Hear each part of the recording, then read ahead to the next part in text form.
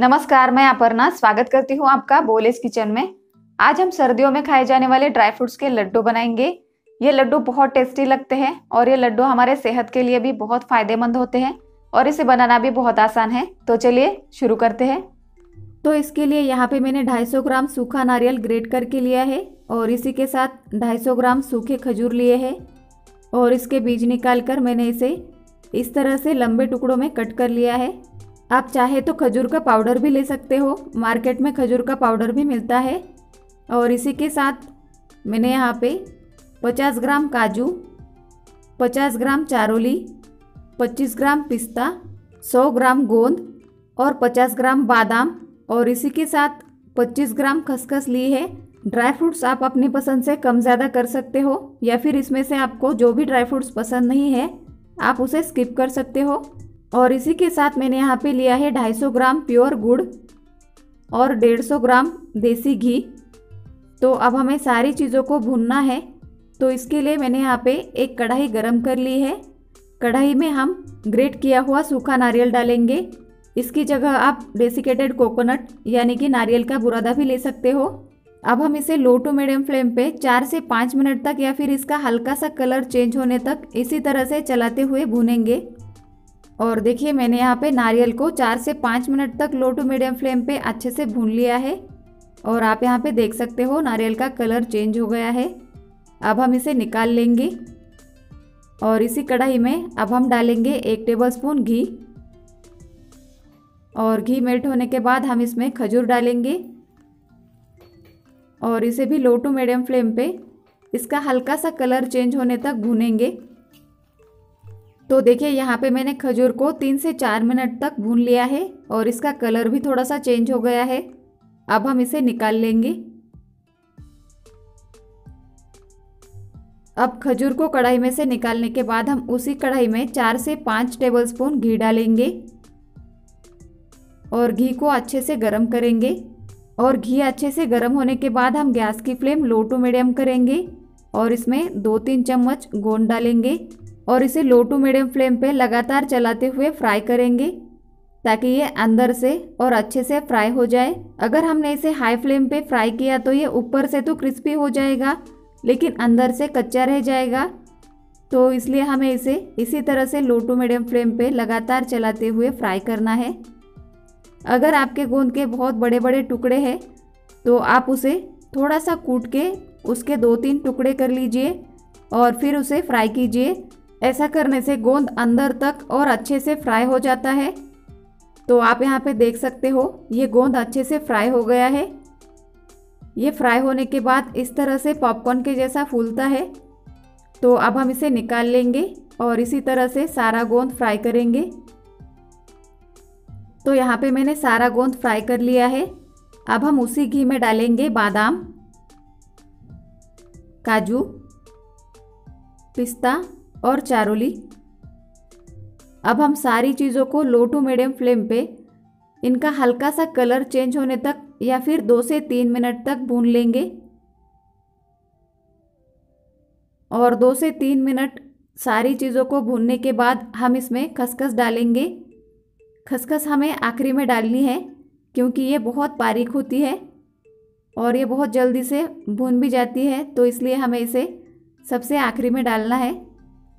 और खसखस डालने के बाद हम इसे 1 से 2 मिनट तक और भून लेंगे। और अब गैस की फ्लेम बंद करके हम सारे ड्राई फ्रूट्स को एक प्लेट में निकाल लेंगे और इसे पूरी तरह से ठंडा होने देंगे। तो यहाँ पे हमने सारी चीज़ों को अच्छे से भून लिया है और गोंद को भी अच्छे से फ्राई कर लिया है और अब ये सारी चीज़ें अच्छे से ठंडी भी हो गई है। तो अब हम इसे मिक्सी में ग्राइंड करेंगे। तो यहाँ पे मैंने सबसे पहले मिक्सी के जार में नारियल को डाला है और नारियल को यहाँ पे मैंने इस तरह से दरदरा ग्राइंड कर लिया है। और सारी चीज़ों को हमें इसी तरह से दरदरा ग्राइंड करना है। इसका हमें बहुत ज़्यादा फाइन पाउडर नहीं बनाना है। और अब हम नारियल को एक बड़े से बर्तन में निकाल लेंगे और इसी तरह से खजूर को भी दरदरा सा ग्राइंड कर लेंगे। तो देखिए यहाँ पे मैंने खजूर को ग्राइंड कर लिया है। अब हम इसे भी बर्तन में डाल देंगे नारियल के साथ। हमें बिल्कुल ऐसी ही पाउडर मिलती है मार्केट में। अगर आप खजूर की पाउडर भी लेते हो तो उसे भी 2-3 मिनट तक अच्छे से भून लीजिए। इस तरह से सारी चीज़ों को अच्छे से भून लेने से हमारे लड्डू बहुत ज़्यादा टेस्टी बनते हैं। तो देखिए यहाँ पे मैंने काजू, बादाम, पिस्ता, चारोली सारी चीज़ों को दरदरा ग्राइंड कर लिया है। अब हम इसके बाद गोंद को ग्राइंड करेंगे। आप चाहे तो इसे कटोरी से क्रश भी कर सकते हो, लेकिन हम यहाँ पे इसे ग्राइंड करेंगे। इस तरह से ग्राइंड करने से लड्डू में बाइंडिंग आती है। तो देखिए यहाँ पे मैंने गोंद को दरदरा सा ग्राइंड कर लिया है। अब हम इसे निकाल लेंगे और इसी मिक्सी के जार में हम डालेंगे गुड़, और ये गुड़ अच्छे से पतला होने तक या फिर ये अच्छे से गीला होने तक इसे मिक्सी में चलाएंगे। आप चाहे तो गुड़ को अच्छे से बारीक ग्रेट करके ले सकते हो या फिर इस तरह से मिक्सी में चला सकते हो। देखिए गुड़ को इस तरह से मिक्सी में चलाने से ये अच्छे से गीला भी हो जाता है और अच्छे से बारीक भी हो जाता है, और इससे लड्डू में अच्छे से बाइंडिंग आती है। तो इसलिए हमें गुड़ को मेल्ट करने की या फिर गर्म करने की कोई ज़रूरत नहीं है, लेकिन ध्यान रखें गुड़ को मिक्सी में चलाते वक्त थोड़ा थोड़ा गुड़ मिक्सी के जार में डाल के मिक्सी चला लीजिए, नहीं तो मिक्सी ख़राब भी हो सकती है। तो यहाँ पे मैंने सारा गुड़ मिक्सर में डाल दिया है और अब हम इसे अच्छे से मिक्स कर लेंगे। और गुड़ को अच्छे से मिक्स करने के बाद हम इसके लड्डू बनाएंगे। तो देखिए लड्डू बनाने के लिए हम इसमें से थोड़ा सा मिक्सचर हाथ में लेंगे और इस तरह से दोनों हाथ में प्रेस करते हुए हम इसका लड्डू बनाएंगे। बहुत आसानी से ये लड्डू बन जाते हैं और बहुत फटाफट बनते हैं, और ये लड्डू बनाने के लिए हमें बहुत ज़्यादा मेहनत भी नहीं करनी पड़ती। देखिए कितना जल्दी ये लड्डू बन गया है। मैंने यहाँ पे मीडियम साइज़ का लड्डू बनाया है। आप अपने पसंद से छोटे बड़े लड्डू बना सकते हैं। और अगर ये मिक्सचर बहुत ज़्यादा सूखा सूखा हो गया है या फिर इसके लड्डू नहीं बन रहे हैं, तो आप इसमें थोड़ा सा घी गरम करके डाल सकते हो और फिर इसके लड्डू बना सकते हो। तो देखिए मैं आपको और एक लड्डू बना के दिखाती हूँ।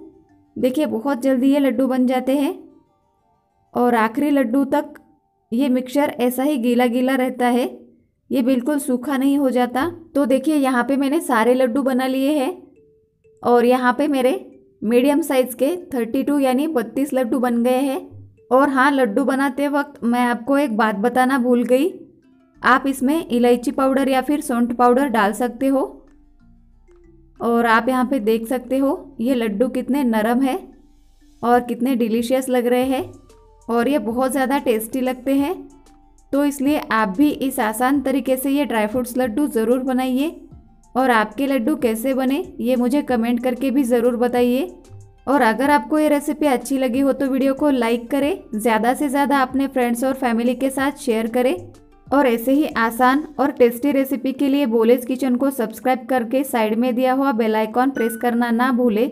तो फिर मिलते हैं आपकी पसंद की रेसिपी के साथ। तब तक मस्त खाइए और स्वस्थ रहिए। Thank you.